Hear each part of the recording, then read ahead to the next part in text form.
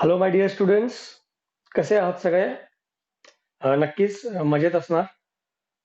तर आपण आपल्या लास्ट क्लासमध्ये पाहिलो गॉस लॉ म्हणजे काय आणि आपण त्याचं प्रूफही दिलंय. गॉस लॉला आपण प्रूव्ह केला. ठीक आहे. तर today we are going to discuss some of the applications of Gauss law. So basically, there are three important applications. First is the resultant, the total electric field due to a charged thin shell, a spherical shell. Okay, so there we'll see again two cases.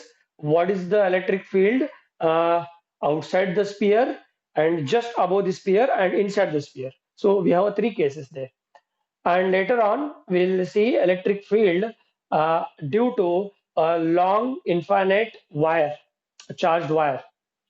And then after that we'll see what is electric field due to a thin infinite sheet. Okay, by using Gauss law. So तर इथे Gauss लॉचे तीन applications आहेत. आपण तिन्ही अप्लिकेशनला समजून घ्यायचं आहे, त्याला व्यवस्थित अंडरस्टँड करायचं आहे. ठीक आहे. नीट पॉइंट ऑफ व्ह्यू जर पाहिलं तर एक्सप्रेशन्स खूपही इम्पॉर्टंट आहेत. आपल्याला एक्सप्रेशनलाही स्टडी करायचं आहे. ठीक आहे. तर चला आपण स्टार्ट करूयात गॉस लॉचं फर्स्ट अप्लिकेशन. ठीक आहे. तर आता मी तुम्हाला सांगितलं आपण काय डिस्कस करणार आहोत. applications of Gauss law, Gauss's law.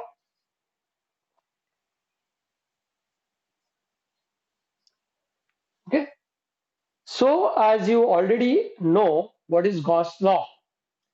So the total electric flux over a closed surface in free space is equal to 1 divided by epsilon naught times the net charge enclosed by that surface. So what that exactly mean, we got an idea about that. Okay, so we got an idea in the last class. So as we know, the expression of the Gauss law is the total electric flux is equal to is 1 divided by epsilon naught times the net charge enclosed by that surface. So here in this case, any body, any charged body, if you consider that all the charge should be enclosed in a closed surface. So for that we chooses a Gaussian surface, a imaginary Gaussian surface. आपण last क्लासमध्ये पाहिलेलं आहे. थोडे charges होते, पण इथे Gauss law apply करण्यासाठी charges कसे असले पाहिजेत? चार्जेस हे क्लोज सरफेस मध्ये असले पाहिजेत. म्हणून एक गॉसियन सरफेस, एक इमॅजिनरी गॉसियन सरफेस आपण तिथे कन्सिडर केलं होतं. ठीक आहे. तर हे तर आपल्याला माहितीच आहे गॉस लॉ बद्दल. आता चला आपण त्याचे अप्लिकेशन डिस्कस करूयात. तर इथे आता फर्स्ट अप्लिकेशन आहे आपलं, जसं की तुम्हाला मी ऑलरेडी सांगितलं, परत एकदा सांगतो. आणि इथे तुम्हाला कुठलीही गोष्ट मी रिपीटेडली म्हणजे सारखं सारखं तुमच्यासमोर रिपीट करत असतो. ह्याचं कारण काय आहे, ते कॉन्सेप्ट तुमच्या डोक्यामध्ये असं बसलं पाहिजे की कोणीही कधीही तुम्हाला विचारलं तर ते तुम्हाला सांगता आलं पाहिजे. म्हणून मी काय करत असतो, प्रत्येक गोष्ट नेहमी नेहमी सांगण्याचा प्रयत्न करत असतो. त्याचा उद्देश एकच आहे की तुम्हाला ती परफेक्टली तुमच्या डोक्यात बसली पाहिजे. म्हणजे असं की कॅज्युअली कॅज्युअली कोणी विचारलं तर मी कॅज्युअली इझिली तुम्हाला सांगायला आलं पाहिजे की हे असं आहे बाबा. म्हणून मी सारखं सारखं रिपीट करत असतो. तर इथे मी परत एकदा तुम्हाला सांगू इच्छितो, आपण गॉस लॉ केव्हा यूज करतो? जेव्हा समजा एकच चार्ज आहे, एकच चार्ज मग किती इलेक्ट्रिक फील्ड बनते आपल्याला माहिती आहे already.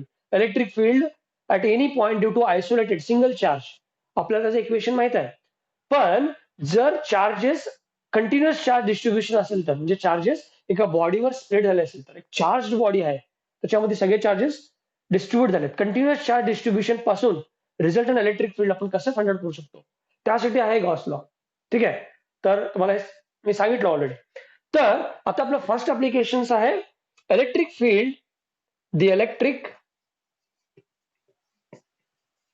Field due to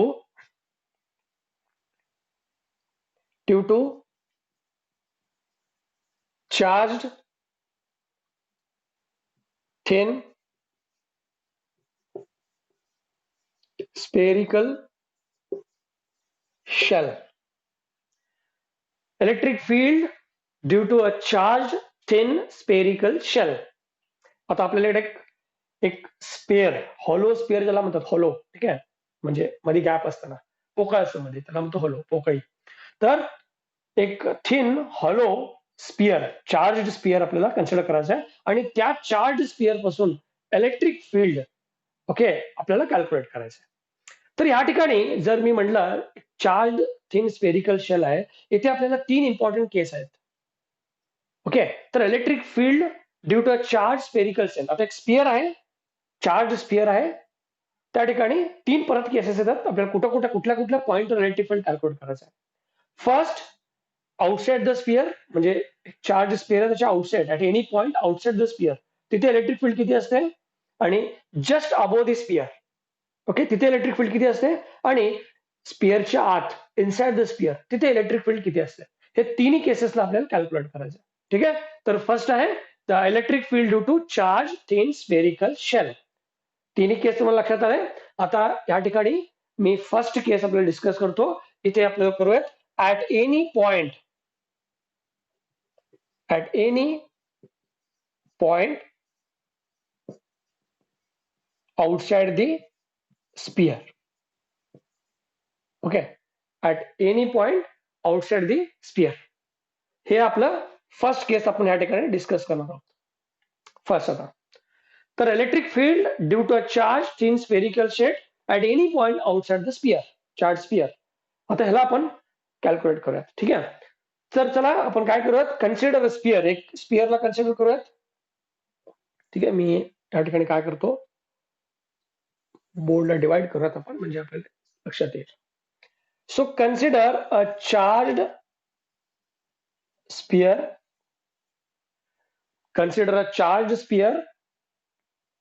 This is a center of the sphere whose radius is capital R. तर कन्सिडर करा एक चार्ज स्पियर आहे. ठीक आहे, आता हे स्पियर चार्ज आहे, म्हणजे जेव्हा आपण एक स्पेरिकल बॉडीला चार्ज करतो तेव्हा सगळे चार्जेस काय होतात, त्याच्या आउटर सरफेसला इक्वली डिस्ट्रीब्यूट होतात. तर ह्या बॉडीला मी या ठिकाणी पॉझिटिव्हली चार्ज केलेला आहे. तर आपल्याकडे एक पॉझिटिव्हली चार्ज स्पियर आहे, सगळे चार्जेस स्पियरच्या वरच्या बाजूला असे स्प्रेड होतात. So consider a charge sphere of radius R. Now if you see here, this is a sphere of radius r and all the charges are resides on the outer surface of the conductor. So this is one of the property of the charge. चार्जची एक property आहे की जेव्हा कुठल्याही कंडक्टरला आपण charge करतो, सगळे charges त्याच्या outer सरफेसला resides होतात. ठीक आहे, तर हे सुद्धा एक स्पेरिकल कंडक्टर जर आपण पाहिलं तर सगळे चार्जेस त्याच्या आउटर सरफेसला रिसाइड झाले.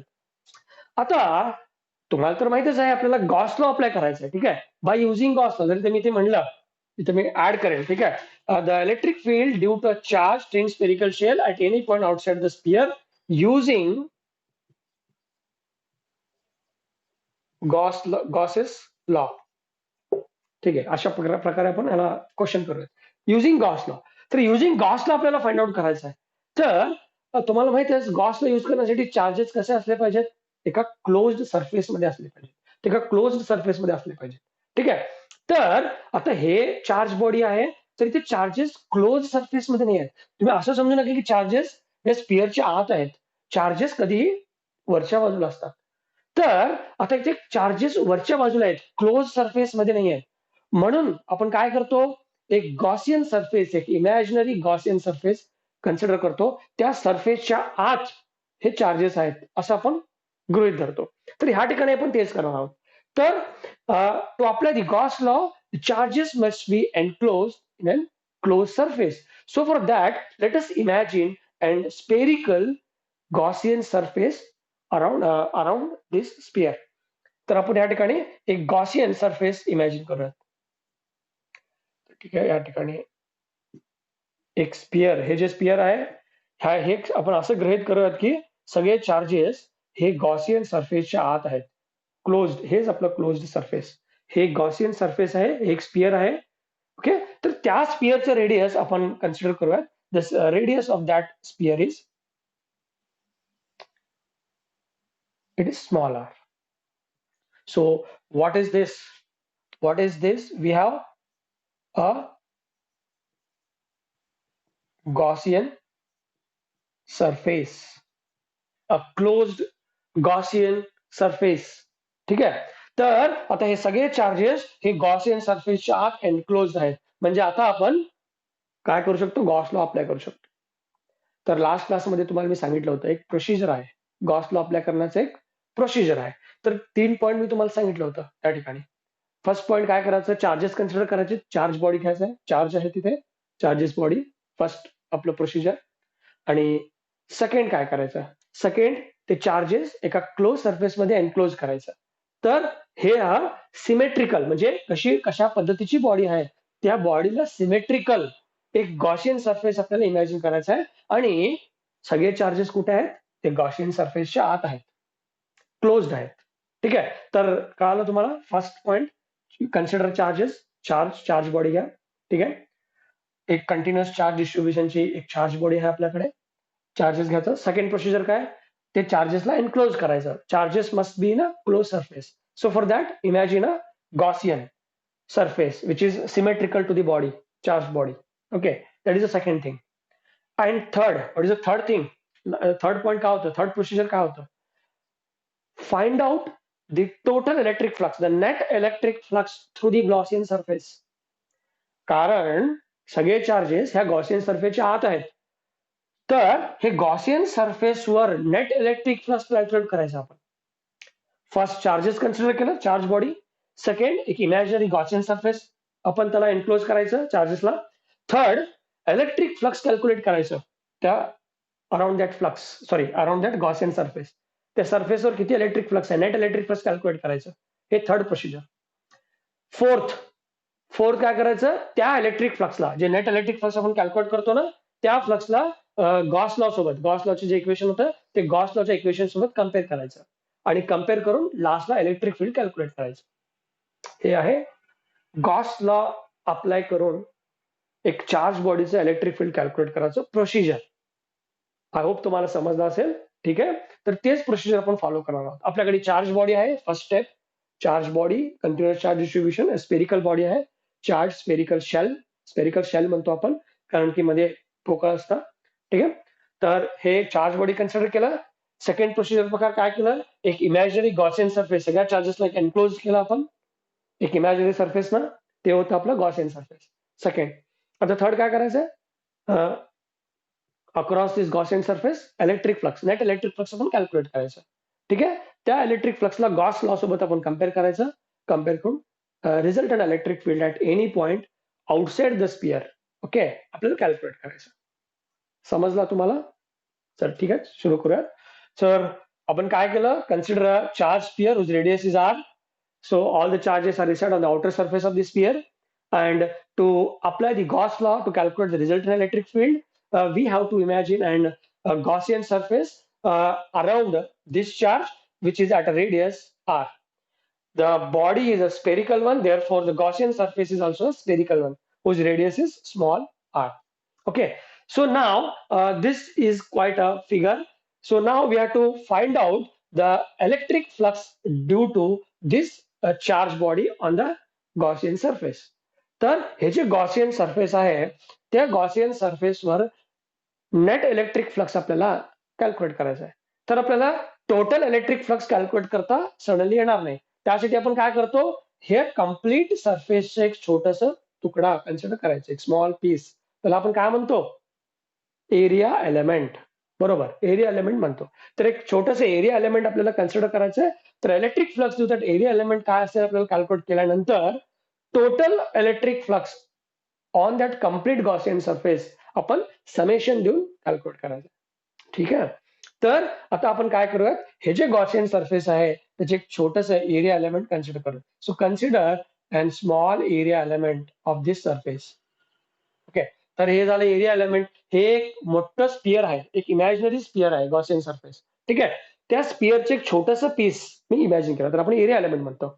तर एरिया एलिमेंटला एरिया वेक्टर आपण कसं ड्रॉ करतो, बरोबर, परपेंडिक्युलर टू द सरफेस, अशा पद्धतीने, म्हणजे सरफेसच्या परपेंडिक्युलरला आपण ड्रॉ करतो अशा पद्धतीने. ते झालं एरिया वेक्टर.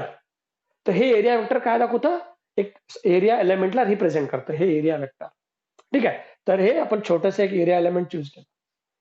तर चार्ज्ड बॉडी आहे, चार्जेस सगळे सरफेसच्या वर आहेत. तर ह्या चार्जेस पासून किंवा आपण हे पर्टिक्युलर जर चार्ज पाहिलं, ह्याच्यापासून इलेक्ट्रिक फील्ड ह्या एलिमेंट मधून कुठल्या डायरेक्शन मध्ये असेल? ऑब्व्हियसली हे ह्या डायरेक्शन मध्ये असेल. तर हे इलेक्ट्रिक फील्ड सुद्धा त्याच डायरेक्शन मध्ये असेल, कारण की पॉझिटिव्ह चार्ज आहे. पॉझिटिव्ह चार्ज पासून इलेक्ट्रिक फील्ड बनतं, पॉझिटिव्ह चार्ज पासून इलेक्ट्रिक फील्ड लाईन्स आपण ड्रॉ करतो. तर हे इलेक्ट्रिक फील्ड लाईन्स हे गॉसियन सरफेस मधून पास होत आहेत, त्यालाच आपण इलेक्ट्रिक फ्लक्स म्हणतो, बरोबर. तर हे होतं आपलं छोटंसं एरिया एलिमेंट, हे एरिया वेक्टर त्याच्यावर ड्रॉ केलं, आणि ह्या चार्ज पासून ह्या छोट्याशा एरिया एलिमेंट मधून किती इलेक्ट्रिक फ्लक्स आहे आपल्याला समजायचं आहे. नंतर हे छोट्याशा तुकड्यापासून किती इलेक्ट्रिक फ्लक्स आहे आपल्याला कळालं ना, तर टोटल इलेक्ट्रिक फ्लक्स थ्रू दिस कम्प्लीट सरफेस आपण समेशन उपयोगाला करून काढू शकतो, बरोबर. आय होप तुम्हाला समजत आहे. केअरफुली जर तुम्ही ऐकलं तर नक्कीच कळेल तुम्हाला. असं असं नाही की न समजण्यासारखं आहे, ठीक आहे, असं काही नसतं. सगळं आपल्याला व्यवस्थित समजणारे असले किंवा आपल्याला समजतं कुठलीही गोष्ट, बरोबर. तर ठीक आहे. तर आता आपण हे आहे छोटंसं area element, direction of the electric field through this area element is like this. This is an area vector. So this quite is a figure. So if this question comes for suppose for 5 marks, समजा हे question 5 मार्क्सला आलं, तर तुम्हाला काय करायचं आहे? हे झालं फिगर. तर आय होप तुम्हाला फिगर तर समजलंच असेल, सिंपल फिगर आहे, असं काय न समजण्यासारखं नाहीये, ठीक आहे. फिगर झाल्यानंतर आपण काय करतो? फिगरला एक्सप्लेनेशन द्यायचं असतं, म्हणजे कन्सिडर असं वर्ड मध्ये तुम्ही लिहू शकता. Consider a sphere, a charged sphere of radius r. Okay, so all the charges are resides on the outer surface of the conductor. Now, to apply the Gauss law, imagine a Gaussian surface, symmetry to this sphere, symmetrical to this sphere. How we have to imagine Gaussian surface? The Gaussian surface should be symmetrical with this spherical surface. So whose radius is again small r? Imagine a Gaussian surface symmetrical to this sphere whose radius is r. Now consider a small area element delta s. Now the direction of the electric field and the area vector as shown in the figure. In this way we can explain. अशा पद्धतीने आपण ह्या फिगरचं explanation देऊ शकतो, ठीक आहे. आता तुम्हाला हे नाही कळालं तर तुम्ही व्हिडिओला मागे घ्या, परत एकदा ऐका, काही प्रॉब्लेम नाही, ठीक आहे. तर हे फिगर झाल्यानंतर तुम्ही अशा पद्धतीने आपल्याला लिहून घ्यायचं आहे फिगरचं एक्सप्लेनेशन, ठीक आहे. तर परत एकदा मी मुद्द्यावर येतो, परत एकदा पॉइंटवर येतो. आपण काय करत आहोत? Electric field due to a charge thin spherical shell calculate करत आहोत, ठीक आहे. सो ऍट एनी पॉइंट, कुठल्या कुठल्या पॉइंटवर आपण कॅल्क्युलेट करायचं आहे? फर्स्ट सिनारिओ मध्ये at any point outside the sphere, this is a charge thin sphere. Okay, so outside that sphere we have to find out the electric field due to this all the charges. So this is a charged sphere. All the charges are outer surface. So we just took an Gaussian surface symmetrical to this sphere whose radius is small r. So to calculate the net electric flux on the Gaussian surface, first we have to imagine a small element delta s, and through this small element the direction of the electric field is like this. Now let us understand what is the electric flux through this small element. आता first ते छोट्याशा तुकड्यापासून electric flux किती आहे बघायचं, नंतर total electric flux Gaussian सरफेसवर किती असेल, आउटसाइड द स्पियर किती असेल कॅल्क्युलेट करायचं, नंतर इलेक्ट्रिक फील्ड आपल्याला मिळेल, ठीक आहे. So the electric flux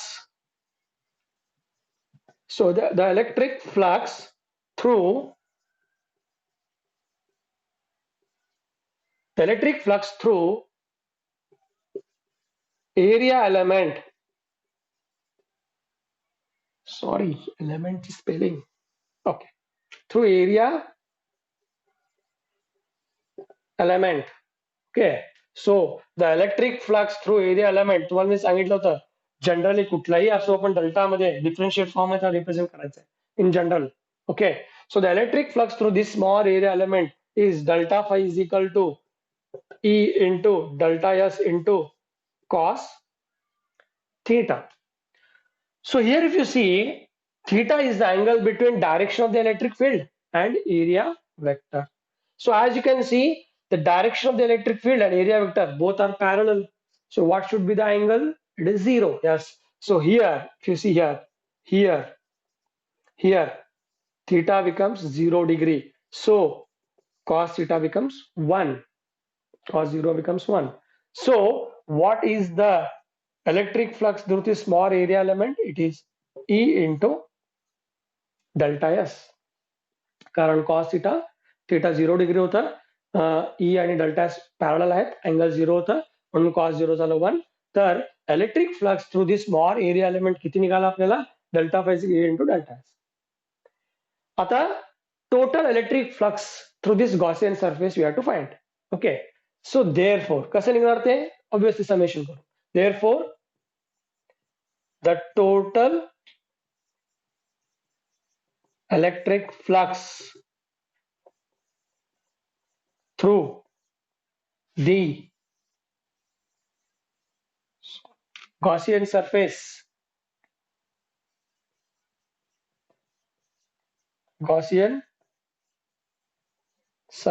is कसं येईल आपल्याला ते, the total electric flux phi is equal to summation over delta phi. त्याला समेशन करायचं आपल्याला. हे टोटल इलेक्ट्रिक फ्लक्स कसं मिळेल, ह्याच इक्वेशनला जर आपण समेशन केलं, म्हणजे इतक्या तुकडापासून जर इतकं इलेक्ट्रिक फ्लक्स असेल तर पूर्ण स्पेअर पासून किती इलेक्ट्रिक फ्लक्स असेल तर त्याला आपण टोटली सम करायचं. त्या ऑल एलिमेंटला आपण सम करत जायचं. ठीक आहे, तर summation over delta S is equal to का होईल, summation what is delta phi, it is E into delta S.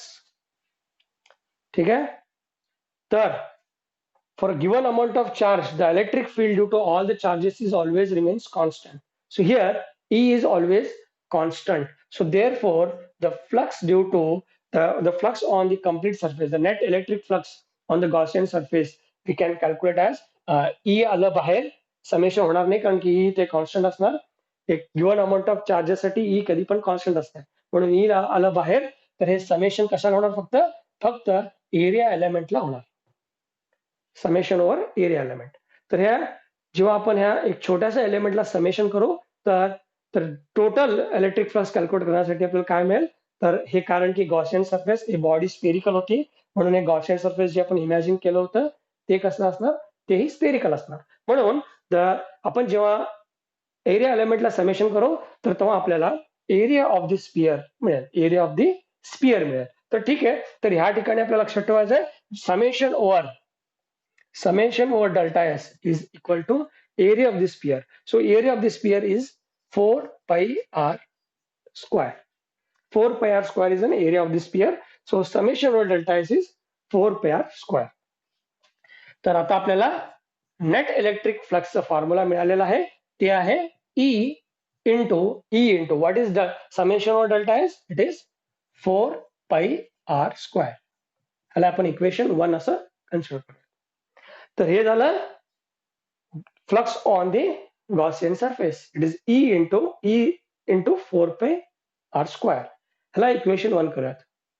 आता आपल्या प्रोसिजरनुसार गॉस लॉ अप्लाय करण्याचे जे प्रोसिजर आहे ते काय म्हणतं, आपल्याला काय काय करायचं आहे, फर्स्ट चार्जेस कन्सिडर केला, नंतर एक गॉसियन सरफेस इमॅजिन केला, त्या चार्जेसला क्लोज करण्यासाठी नंतर ना नेट इलेक्ट्रिक फ्लक्स कॅल्क्युलेट केलो ह्या गॉसियन सरफेसवर.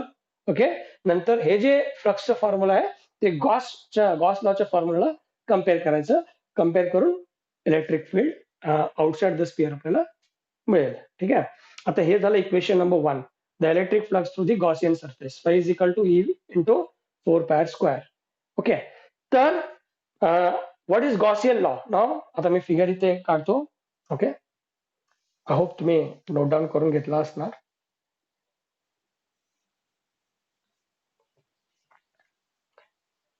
तर आपल्याला electric flux through the Gaussian surface मिळालेला आहे, पण गॉस लॉ काय म्हणताय, from Gauss's law we know that the flux is equal to Q divided by epsilon naught. Call this equation 2. Now just compare equation 1 and 2. Comparing equation 1 and 2. Compare करा दोन्ही इक्वेशनला. हे है flux through the Gaussian surface, पण Gauss law काय म्हणताय, the total flux is equal to 1 divided by epsilon naught times the net charge enclosed by the surface म्हणताय. हे दोन्ही इक्वेशनला कम्पेअर करा, हे दोन्ही तेच फ्लक्स आहेत गॉसियन सरफेसवरचे. दोन्ही जर आपण कम्पेअर केलं तर आपल्या लक्षात येईल E into 4 pi r square is equal to Q divided by epsilon naught. दोन्हीला जर कम्पेअर केला तर दोन्ही फाई सेम आहेत, म्हणून काय होतं, हे बाजू इक्वल टू हे बाजू होतं. म्हणजे E into 4πr² is equal to Q dot by X होतं. ठीक आहे. तर आता आपल्याला काय कॅल्क्युलेट करायचं ते ई, आपल्याला एक्सप्रेशन ऑफ इलेक्ट्रिक फील्ड पाहिजे झालंय, ईचं इक्वेशन पाहिजे झालंय. तर हे काय होतं, therefore E is equal to काय होतं, हे 4πr² इकडे डिवाइड होतं, म्हणून आपल्याला मिळतं 1/4πε0 क्यू डिवायडेड बाय r². तर हे झालं formula of electric field due to charge thin spherical shell just outside the sphere by using Gauss law. So हे इलेक्ट्रिक फील्डचं एक्सप्रेशन आहे, formula of electric field due to a charge thin spherical shell कुठे, at the point outside the sphere. हे first scenario आपला. ठीक आहे. तर आता इक्वेशनला तुम्ही बघा आणि तुम्हाला इक्वेशनला बघून काय आठवत असेल. ठीक आहे. हे आहे electric field due to charge spherical shell. तर ह्या इक्वेशन जर आपण पाहिलं, हे equation electric field at any point due to single charge, ते सुद्धा हेच आहे, 1/4π² electric field at a point due to single charge. Same तेच एक्सप्रेशन मिळालेलं आहे आपल्याला. याचा अर्थ काय, एक चार्ज स्पियर जर आपण एका पर्टिक्युलर डिस्टन्सनं पाहिलं, ठीक आहे, समजा एक चार्ज स्पियर आहे, सगळे पॉझिटिव्ह चार्जेस आहेत बघा, त्या स्पियरला तुम्ही एक लांब बघितला तर तुम्हाला ते चार्ज एक पॉइंट चार्ज, एक सिंगल चार्ज सारखं दिसतं आपल्याला. म्हणजे म्हणायचं काय, एक चार्ज स्पेरिकल शेल, एक स्पियर आहे, चार्ज स्पियर आहे, ते चार्ज स्पियर सुद्धा एक पॉइंट चार्ज सारखंच बिहेव करतं. ते सुद्धा एक सिंगल चार्ज असल्यासारखं बिहेव करतात. त्याच ते स्पियरला, एक चार्ज असलेल्या स्पियरला तुम्ही एक दूर लांब डिस्टन्स बघितला तर एक छोटस पॉइंट चार्ज, एक सिंगल चार्ज सारखंच दिसेल आपल्याला. म्हणून आपल्याला तेच इक्वेशन मिळालेलं आहे, electric field at a point due to single charge. हेच आपल्याला एक्सप्रेशन मिळालेलं आहे इथे. म्हणजे एक चार्ज स्पियर सुद्धा एक पॉइंट चार्ज सारखं बिहेव करतो. ठीक आहे.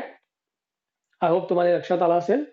आणि इथे तुम्हाला एक महत्वाची गोष्ट लक्षात ठेवायचं आहे, इथे ई काय आहे, electric field at a point outside the charge sphere. E म्हणजे electric field at a point outside the charge sphere. इथे एक्सप्लॉर नॉट काय आहे, permittivity of free space. Free space म्हणजे एअर आणि व्हॅक्युम साठी एक कॉन्स्टंट व्हॅल्यू आहे, आपल्याला माहिती आहे 8.854 इंटू 10⁻12. इथे जे क्यू आहे ना, ह्या क्यू ला आपल्याला म्हणायचं आहे सरफेस चार्ज डेन्सिटी. ठीक आहे. तर इथे क्यू सरफेस चार्ज डेन्सिटी पण असू शकतं, पण इथे आपण लिहत नाही का बरं, एक चार्ज स्पियर, जे स्पियर आहे त्याच्यावर खूप सारे चार्जेस असं स्प्रेड झालेले आहेत.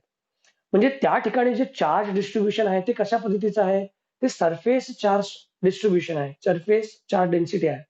तर जे क्यू आहे, हे कुठलं चार्ज आहे, सरफेस चार्ज डेन्सिटी आहे, हे सरफेस चार्ज डिस्ट्रीब्युशनचं आहे. पण या ठिकाणी आपल्याला लिहायचं नाही आहे ते. कारण कारण काय, हे जे एक्सप्रेशन जर तुम्ही बघितलं, हे एक पॉइंट चार्जचे एक्सप्रेशन सोबत मॅच करतं. हेच फॉर्म्युला आहे, electric field at a point due to single charge. Same formula आहे. म्हणजे चार्ज स्पियर सुद्धा एक पॉइंट चार्ज सारखं बिहेव करतं, म्हणून आपण या ठिकाणी ह्याला असंच ठेवतो. ठीक आहे. तर हे झालं expression of electric field at a point due to charge sphere at a point which is outside. That is our first scenario. Okay. तर आय होप तुम्हाला समजलं असेल. हे झालं इलेक्ट्रिक फील्डचं एक्सप्रेशन. आता जाऊया आपल्या सेकंड पॉइंटकडे, सेकंड सिनारिओकडे, सेकंड केसकडे. तर फर्स्ट केसमध्ये आपण काय घेतलं, electric field at due to a charge at any point outside the sphere using Gauss law घेतलं होतं. आता आपल्याला काय घ्यायचं सेकंड मध्ये, at any point just above the surface. Just above the surface आपल्याला कन्सिडर करायचं. ठीक आहे.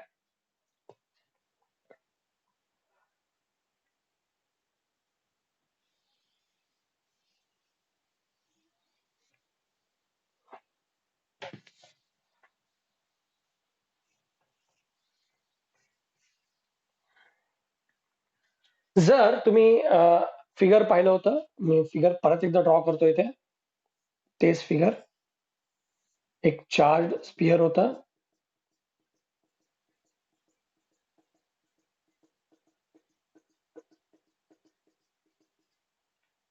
रेडियस होता आर, एक Gaussian surface outside the sphere आपण इमॅजिन केलं होतं.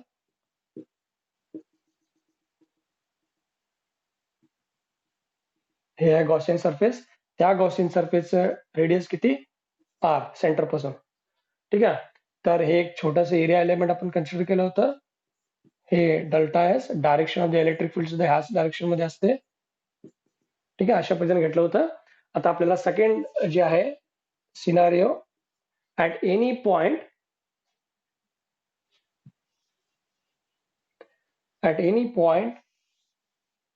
just outside the sphere using Gauss's law. ठीक आहे, हे आपलं second case. Electric field due to a charge thin spherical shell at any point just outside the sphere. Okay, तर ह्या ठिकाणी आपण आउटसाइड द स्पियर इमॅजिन केलं होतं गॉसियन सरफेसला. आता इथे जस्ट आउटसाइड द सरफेस आपल्याला इमॅजिन करायचं आहे. ठीक आहे, तर ह्या ठिकाणी गॉसियन सरफेस आपल्याला कुठे घ्यायचं आहे? Just above the surface, just, or you can say just on the, near to the surface, very close to the surface. So here we have to imagine the Gaussian surface just above the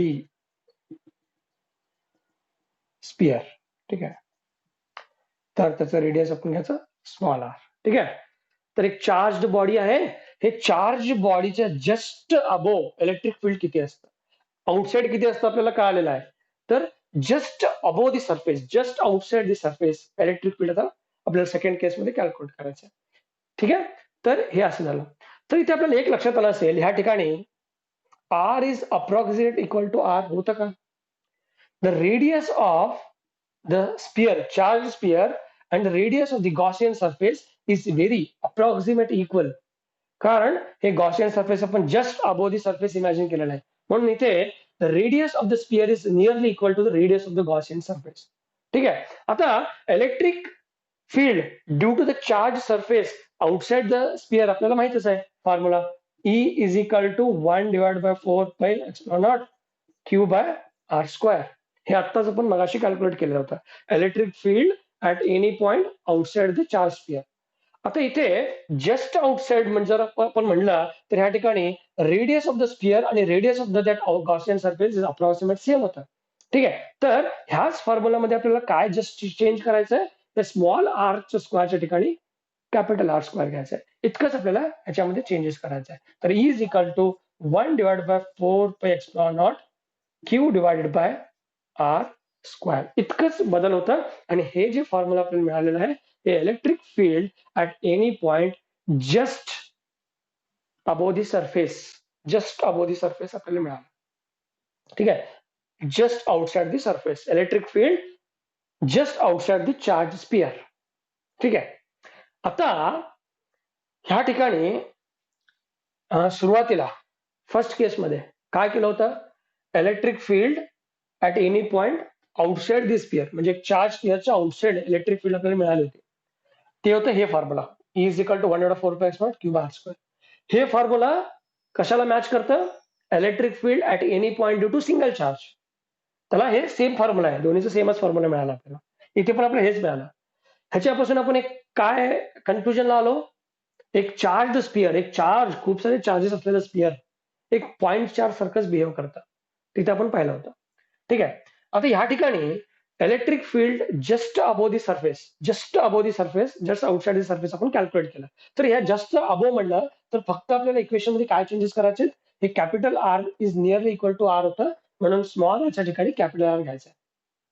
पण जेव्हा electric field just outside the charge sphere जर consider केला तर त्या ठिकाणी जे charge distribution आहे ते कशा पद्धतीचं आहे, ते सरफेस चार्ज डेन्सिटी आहे, सरफेस चार्ज डिस्ट्रीब्युशन आहे. ठीक आहे, तर ते सुद्धा आपल्याला एक्सप्रेशन मध्ये इथे कन्सिडर करायचं आहे, कारण की आपण electric field just outside the charge sphere म्हणत आहोत. म्हणून इथे चार्ज जस्ट आउटसाइड जर म्हणलं, चार्ज डिस्ट्रीब्युशन कसं आहे, सरफेस चार्ज डेन्सिटी आहे, तिथे सगळे चार्जेस सरफेसवर आहेत, तर ते सुद्धा आपल्याला समजायचं. तर ह्या ठिकाणी जे क्यू आहे हे सरफेस चार्ज डेन्सिटी आहे. हे जे चार्ज आहे हे सरफेस, हे सरफेसवर सगळे चार्ज डिस्ट्रीब्यूट झालेले आहेत, ते आपल्याला इथे ह्या एक्सप्रेशन मध्ये ऍड करायचं आहे. फक्त आपण काय चेंज केलं, सुरुवातीचं जे फर्स्ट केस होतं जस्ट आउटसाइडला, त्या ठिकाणी small, just outside the sphere होतं, त्या ठिकाणी स्मॉल आर होतं. आता हे जस्ट आउटसाइड जर म्हणलं तर आर आणि आर नियरली इक्वल होतात, फक्त हे आपण चेंजेस केला. आता आपण काय करू, सरफेस चार्ज डेन्सिटी ह्या एक्सप्रेशन मध्ये ऍड करूया. ठीक आहे, तर आपल्याला माहित आहे surface charge density is denoted by sigma. And what is surface charge density? It is charge per unit area of the surface. Charge per unit area is called surface charge density. Okay, so here if you see Q divided by area, so charge per unit area of the surface. So which type of body it is? It is a spherical one. So what is area indicates? Area of the sphere. Yes, Q indicates area of the sphere. So just substitute the value of area of the sphere here because all the charges are distributed on the sphere. So surface charge density means charge per unit area of the sphere. That is surface. So here the surface is spherical one. Therefore area becomes the area of the sphere. So what is that? It is 4 pi r square. So finally surface charge density is equal to Q divided by 4. So परत एकदा लिहू देते मी. तर surface charge डेन्सिटीचा formula काय होतं, Q divided by charge per unit area. Area ठिकाणी काय घ्यायचं, कारण की area of the surface spherical आहे म्हणून एरिया काय घ्यायचा आपल्याला 4 पाई आर स्क्वेअर घ्यायचा. तर sigma is equal to Q divide by 4 pi R square झालं. म्हणजे क्यू इज इक्वल टू काय होतं, ह्याला क्यू इज इक्वल टू तुम्ही कसं लिहिणार, क्यू इज इक्वल टू, तर हे 4 पाई आर स्क्वेअर इकडे जाईल तर हे होईल आपल्याला sigma into 4 pi R square. तर हे आपल्याला क्यू ची व्हॅल्यू मिळाली. आता हे जी क्यू व्हॅल्यू आहे ह्या एक्सप्रेशन मध्ये आपल्याला सबस्टिट्यूट करायचं आहे, कारण electric field just outside the sphere जर म्हणलं तर ह्या ठिकाणी चार्जेस स्पियरवर इक्वली डिस्ट्रीब्युट आहेत. Okay, spherical surface charge density आहे, इथे सरफेस चार्ज डिस्ट्रीब्युशन आहे म्हणून ह्या क्यूच्या ठिकाणी आपल्याला ते पुट करायचं आहे. तर इलेक्ट्रिक फील्ड देअरफॉर इलेक्ट्रिक फील्डचं एक्सप्रेशन काय होईल, 1 divide by 4 pi epsilon nought, 1 divide by 4 pi epsilon nought Q divide by capital R square. ह्या ठिकाणी जस्ट आउटसाइड म्हटलं तर इक्वल होतं म्हणून कॅपिटल आर घेतलं. तर क्यू काय आहे, क्यू आहे आपल्याला sigma 4 pi R square divided by capital R square. Okay, so I hope you understand here. तर इथे आपल्याला एक लक्षात ठेवायचं आहे, R is nearly equal to R in this case. Just outside जर म्हटलं तर हे सेम असतं, हे आपल्याला माहित आहे. म्हणजे या ठिकाणी R is approximate equal to R आहे, म्हणजे हे आर स्क्वेअर आणि हे आर स्क्वेअर मी कॅन्सल करू शकतो का, दोन्ही सेमच आहेत. तर हे आर स्क्वेअर हे स्क्वेअर कॅन्सल झालं, 4 पाई कॅन्सल झालं. तर आपल्याला लक्षात येईलच आता काय म्हणणार आहे मी. तर इलेक्ट्रिक फील्डचा फॉर्म्युला काय होईल आपल्याकडे, सिग्मा इथे काय उरलं, sigma divided by epsilon nought. तर हे झालं electric field at any point due to a charge sphere at any point just outside the surface. Charge स्पियरच्या जस्ट अबो इलेक्ट्रिक फील्ड हे आहे त्याचा formula, sigma divided by epsilon nought. ठीक आहे, तर इथे सिग्मा काय आहे, सिग्मा आहे surface charge density of the charge sphere. Sigma is a surface charge density म्हणजे charge per unit area, area of the sphere आहे 4 पाई आर स्क्वेअर. तर हे झालं electric field equation at any point just outside the charge sphere. तर हे आपलं second scenario. I hope तुम्हाला हे समजलं असेल. काही जरी डाऊट असलं तरी तुम्ही मला विचारू शकता कमेंट्स मध्ये. ठीक आहे, चला जाऊयात आपल्या थर्ड सिच्युएशन. तेच आहे, चार्ज स्पियरच घ्यायचं आपल्याला तिथे सुद्धा. तर थर्ड सिच्युएशन घेऊयात.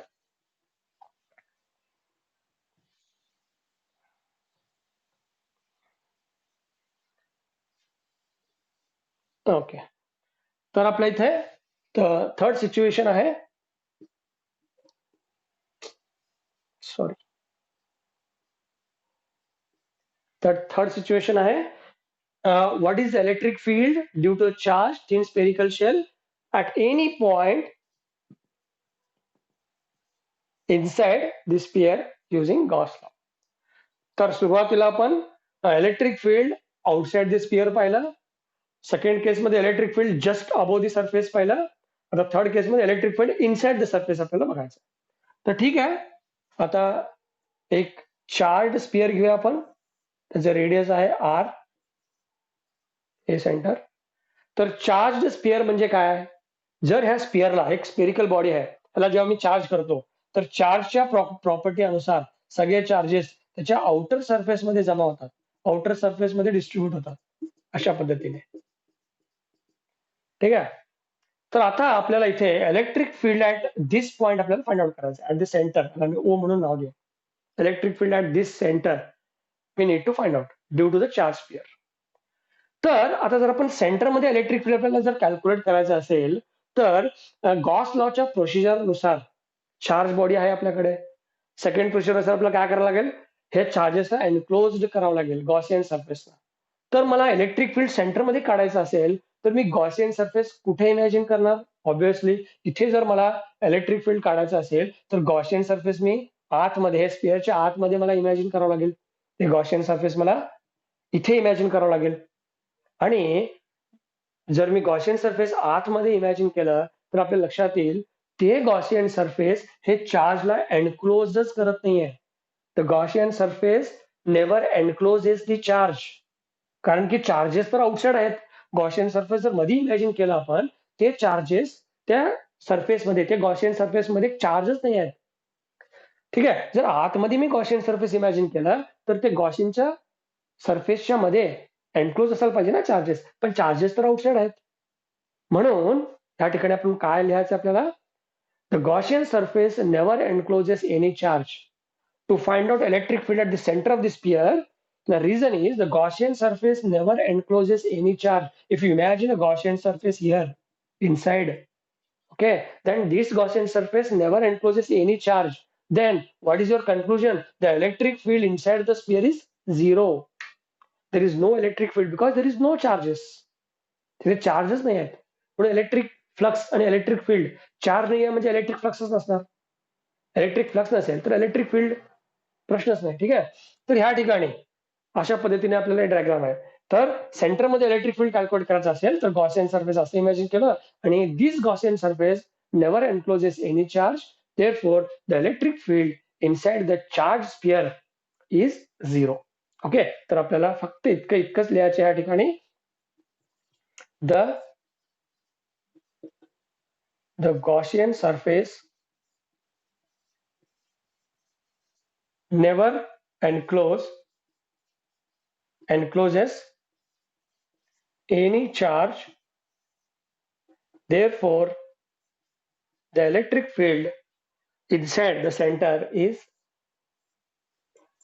zero.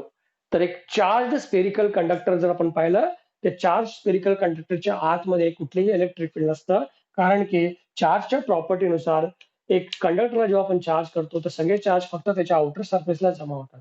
ठीक आहे. म्हणून inside the electric field there is no charge, there is no electric field, there is no charge encloses by the Gaussian surface, therefore the resultant field inside the charged spherical shell is zero.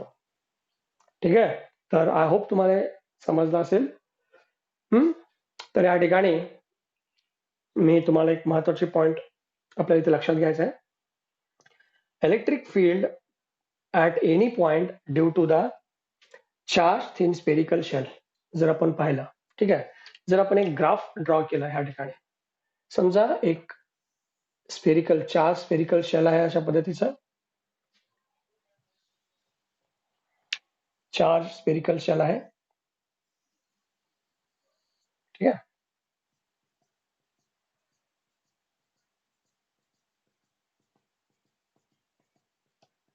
ठीक आहे. तर हे आहे centre of the charge.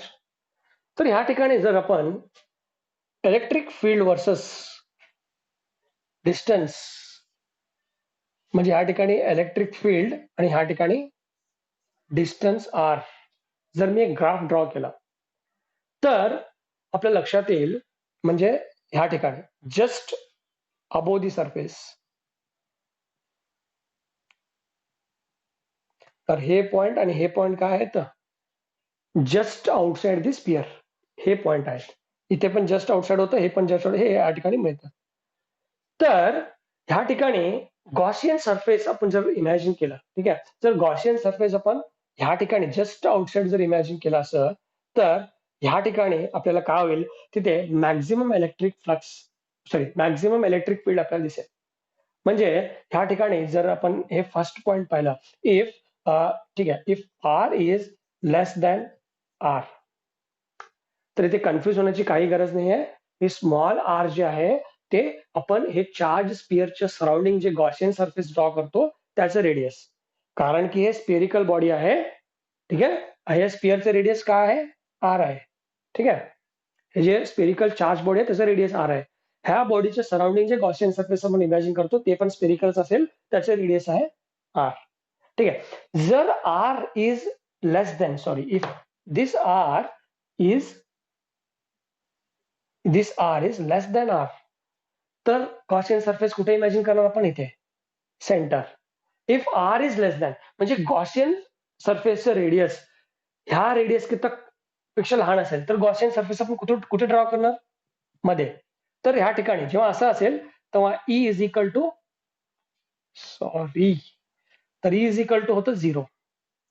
म्हणजे ह्या ठिकाणी जर आपण R is equal to R घेतला, म्हणजे R is less than R घेतलं, हे आहे radius of the Gaussian surface.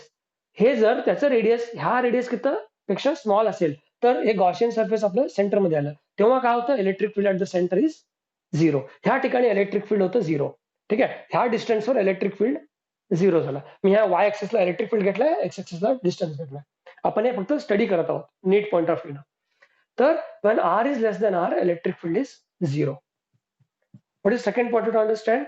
If r is greater than r, if r is greater than r, जर ह्याच्यापेक्षा r जास्त असेल तर आपण कुठे येतो?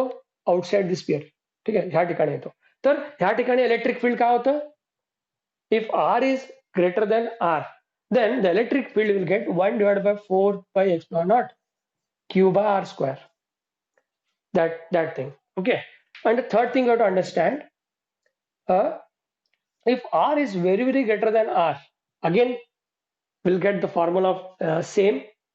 ह्या ठिकाणी आपल्याला कॅपिटल आर लिहायचं आहे, कारण की जेव्हा R is greater than R म्हटलं तर आपण जस्ट आउटसाइड द स्पिअर आलो, त्या ठिकाणी हे आर आणि ते Gaussian surface R nearly equal असतात म्हणून या ठिकाणी आर घ्यायचं आहे. If R is very very greater than R, then it becomes E is equal to 1 divided by 4 pi epsilon naught 1 divided by r square. तर हे झालं आउटसाइड द स्पिअर, म्हणजे कुठल्या ह्या ठिकाणी जर आपण स्पिअर ड्रॉ केला, if R is very greater than R. ठीक आहे, आणि परत थर्ड पॉइंट आपल्याला इथे अंडरस्टँड, सॉरी, फोर्थ पॉइंट आपल्याला इथे अंडरस्टँड करायचं आहे. फोर्थ पॉइंट आपल्याला अंडरस्टँड करायचं आहे. If R is equal to infinity, तर डिस्टन्स ह्या स्पिअर पासून तुम्ही एक इन्फाइट डिस्टन्सला गेला तिकडे, तर त्या ठिकाणी परत इलेक्ट्रिक फील्ड होतं 0. परत इलेक्ट्रिक फील्ड आपल्याला 0 होईल. तर ह्या ठिकाणी हे काय? Just above the surface. Inside तर इलेक्ट्रिक फील्ड 0 झाला. इथे जर पाहिलं ते मॅक्झिमम असतं. इथून जसं जसं जसं डिस्टन्स वाढत जातं तसं तसं तसं इलेक्ट्रिक फील्ड जे आहे कमी होत जातं. तर हे अशा पद्धतीचं व्हेरिएशन आपल्याला दिसून येईल. E versus R, electric field due to a charge spherical shell. Electric field versus हे जर आपण ड्रॉ केला तर हे अशा पद्धतीचं आहे. तर इलेक्ट्रिक फील्ड इथे ऍट द सेंटर जर आपण पाहिलं तर electric field at the centre, if you see at the centre electric field is 0. At the center electric field is 0 and above the surface, just above the surface, हे charge स्पिअरचं just वर जर पाहिलं ह्या ठिकाणी जे इलेक्ट्रिक फील्ड आहे ते maximum आहे. जसं जसं आपण चार्ज स्पिअरच्या दूर दूर जात आहोत तसं तसं इलेक्ट्रिक फील्ड काय होतं? कमी होत जातं. परत at infinite distance, at R is equal to infinity, the electric field becomes 0. So such kind of graph you can get. Okay, such kind of curve you can get through if you draw a graph of energy, sorry, electric field versus, not energy, electric field versus distance. If you draw the graph of charge sphere, you will get such kind of variation. हे आहे first application of Gauss law, the electric field due to a charged thin spherical shell. ह्या ठिकाणी आपण 3 cases पाहिलं, 3 scenario, आणि I hope तुम्हाला हे समजलं असणार. ठीक आहे, काही डाऊट असेल तर मला विचारा. आता आपण नेक्स्ट क्लासमध्ये काय करूया, पुढचे जे 2 ऍप्लिकेशन्स आहेत ते आपण स्टडी करूया इन डिटेल. ठीक आहे, जाण्या अगोदर तुम्हाला एक गोष्ट सांगायचं आहे, ते म्हणजे मी ऑसिलेशन्स चॅप्टरवर तुम्हाला टेस्ट घेणार आहे. ठीक आहे, ऑसिलेशन्स चॅप्टरवर आपल्याला एक टेस्ट कंडक्ट करायचा आहे. त्यासाठी मी जे काही क्वेशन्स वगैरे असतील ते तुमच्या सरांथ्रू मी तुम्हाकडे रीच करेन. तर तुम्ही ते एक असाइनमेंट समजून ते क्वेशन्सला आन्सर द्या. ठीक आहे सगळं? मी परत ते सगळं टॅली करेन. सगळं मी त्याचं मार्क्स आणि सगळं त्याचं हे करेन. ठीक आहे? तर आयसोलेशनचे सगळे व्हिडिओ तुम्ही परत एकदा बघा. जर तुम्हाला कळत नसेल तर, काही डाउट असेल तर परत विचारा. ठीक आहे? तर चांगलं स्टडी करा. थोडे क्वेशन्स देतो ॲज अ असाइनमेंट. त्याचा आन्सर तुम्ही न बघता लिहिण्याचा प्रयत्न करा. ठीक आहे? इतकंच सांगायचं होतं. ओके. Thank you.